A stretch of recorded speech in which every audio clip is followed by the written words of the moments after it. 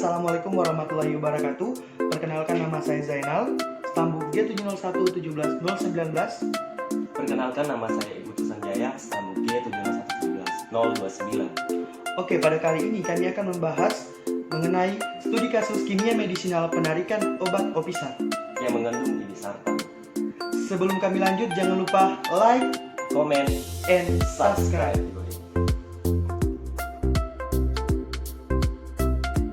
Sebelum terlalu jauh melangkah, alangkah lebih baiknya terlebih dahulu kita harus tahu pengertian dari obat. Nah, obat merupakan suatu senyawa yang digunakan untuk mendiagnosis, mencegah, mengobati suatu gangguan atau penyakit yang atau dapat menimbulkan suatu kondisi tertentu. Dengan kata lain, obat merupakan suatu zat kimia selain bukan makanan yang dimana mengandung bahan sintetik ataupun bahan alami yang dapat menimbulkan efek pada organisme hidup, seperti efek psikologis, fisiologis, maupun secara biokimiawi. Sudah paham toh untuk pengertian obat? Oke, lanjut ke slide selanjutnya. Obat itu merupakan sediaan farmasi. Nah, kita ketahui bahwa obat merupakan suatu senyawa yang dapat memberikan efek terapi, tetapi dia tidak bisa berdiri sendiri. Dia harus ada bahan tambahan yang digunakan untuk bisa membantunya mencapai tempat aksinya untuk bekerja. Nah, selain tadi dari zat aktif itu sendiri untuk obat, jadi obat juga memiliki bahan tambahan, misalnya bahan penghancur, bahan pengikat, bahan tambahan, atau bahan pelincir, dan lain sebagainya tergantung dari jenis sediaan obat. Oke, kita lanjut ke pembahasan. Oke, berdasarkan dari kutipan Detik Health, di mana dalam beberapa tahun terakhir Badan Pengawasan Obat dan Makanan atau BPOM Republik Indonesia menarik sejumlah obat antihipertensi dari peredaran. Nah, kabar terbaru pada Rabu 23 Januari 2019, BPOM melaporkan menarik lagi 5 obat antihipertensi yang mengandung irbesartan. Nah, dalam penjelasan resminya, BPOM menyebutkan langkah itu merupakan tindak lanjut dari penemuan dari BPOM Amerika Serikat atau dibilang juga US FDA. Nah, dia menemukan bahwa adanya zat promotor N-nitrosodietilamina atau NDEA pada bahan baku irbesartan yang berasal dari perusahaan farmasi Cina. Nah, sebelum jauh, zat ini merupakan suatu zat yang dapat memicu terjadinya kanker atau bersifat karsinogenik. Berdasarkan pernyataan dari Badan Pengawas Obat dan Makanan Republik Indonesia, ada beberapa obat yang ditarik dari peredarannya. Salah satunya adalah besar yang di dalamnya mengandung zat aktif irbesartan. Di mana dia merupakan dari model tablet salut yang mengandung atau memiliki dosis 150 mg dan 300 mg.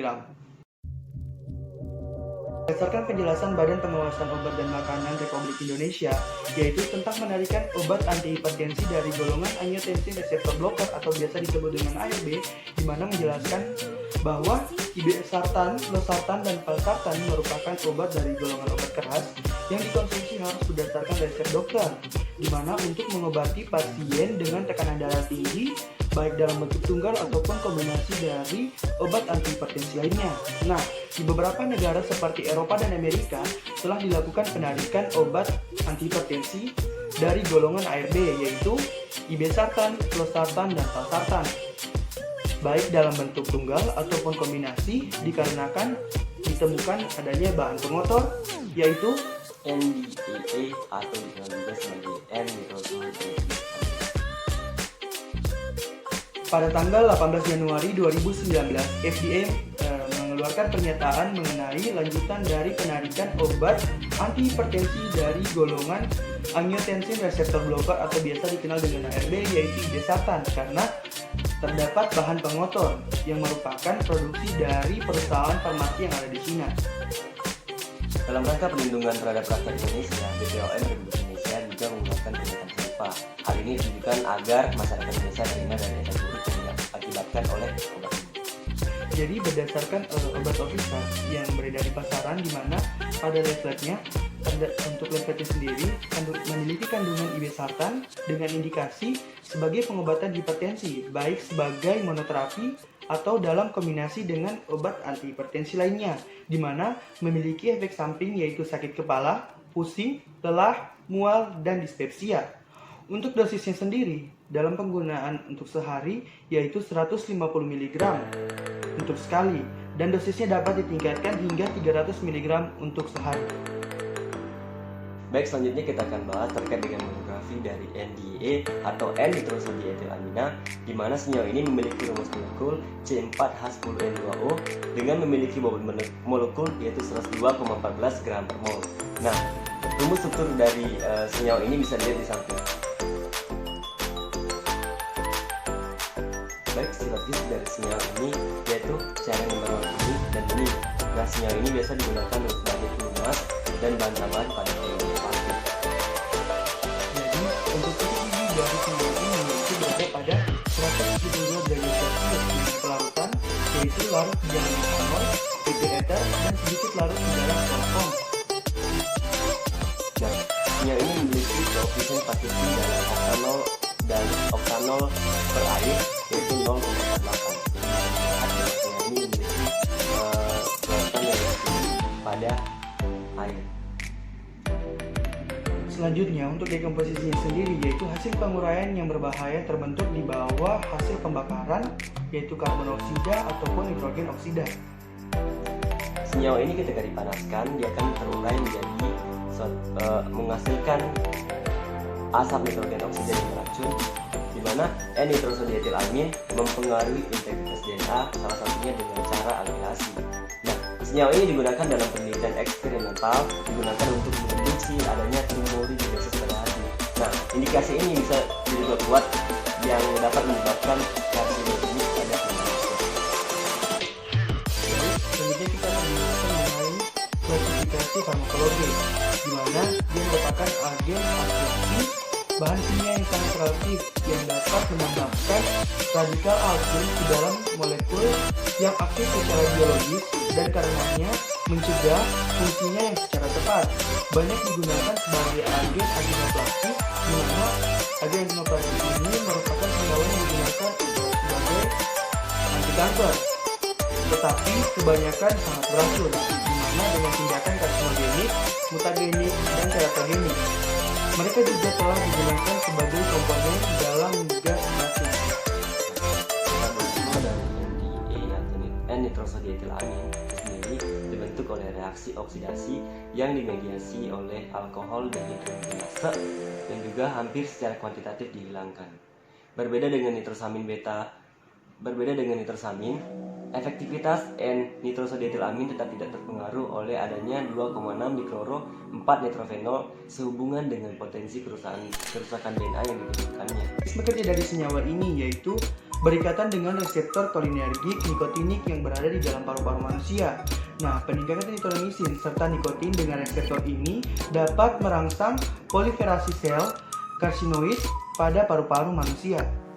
Nah, hal ini menunjukkan bahwa stimulasi kronis reseptor nikotinik oleh nikotin dan nitrosamin pada perokok sebagai salah satu peristiwa molekuler yang bertanggung jawab untuk stimulasi proliferasi sel neuroendokrin dan akhirnya berpengaruh pada perkembangan tumor paru dengan diferensiasi neuroendokrin. NDAA sendiri dia bersama-sama dengan NDMA atau N-nitrosodimetilamina merupakan suatu senyawa yang berasal dari gabungan nitrosamin. Nah, senyawa ini memiliki rumus umum yaitu R1, N, NO, dengan R2. R merupakan gugus alkil, bisa dilihat di samping. Oke, selanjutnya NDMA dan NDA terbentuk melalui reaksi nitrit dengan amina sekunder. Nah, sementara wajah nitrosamin bersifat karsinogenik, beberapa tidak dan potensinya bervariasi tergantung dari struktur molekulnya. Jadi di sini struktur dari molekul senyawa bisa mempengaruhi efektivitas dari kerjanya. Nah, NDMA merupakan karsinogenik yang sangat kuat, biasanya terdeteksi dan sering digunakan sebagai senyawa indikator untuk nitrosamin. Tingkat karsinogenisitasnya di antara senyawa-senyawa tersebut bervariasi. Untuk NDEA adalah karsinogen yang paling kuat. Beberapa contoh nitrosamin ditemukan pada makanan antara lain NDMA, NDA, NDBA, dan seterusnya.